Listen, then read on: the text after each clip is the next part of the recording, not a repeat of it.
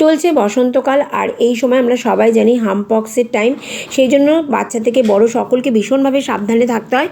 আর সজনে ফুল এই সময় খেলে পরে কিন্তু অনেক সময় রোগ প্রতিরোধ করা যায়। সজনে ফুলের বাটি চচ্চড়ি বানাবো, সেই জন্য নিয়ে নিয়েছি সজনে ফুল, ভালো করে বেছে ধুয়ে নিয়েছি টুকরো করে কেটে রাখা সিম, একটা বড় সাইজের টমেটো, 3টে কাঁচা লঙ্কা, 1 মুঠো কড়াইশুঁটি, একটা মিডিয়াম সাইজের আলু, দিয়ে দিয়েছি উপর থেকে স্বাদ মতো নুন, আর দিয়ে দেবো সর্ষের তেল। এখানে আমি যে হলুদটা ব্যবহার করেছি সেটা কিন্তু আমি কাঁচা হলুদ ব্যবহার করেছি। আমরা সবাই জানি কাঁচা হলুদও কিন্তু রোগ প্রতিরোধ বাড়াতে সাহায্য করে।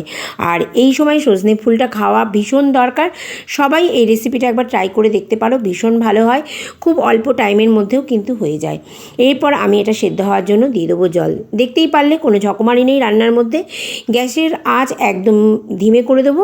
5 থেকে 10 মিনিট হলে পরেই সেদ্ধ হয়ে যাবে আর রান্না কিন্তু কমপ্লিট হয়ে গেছে। সজনে ফুলের বাটি চচ্চড়ি তোমরা একবার অবশ্যই ট্রাই করে দেখতে পারো।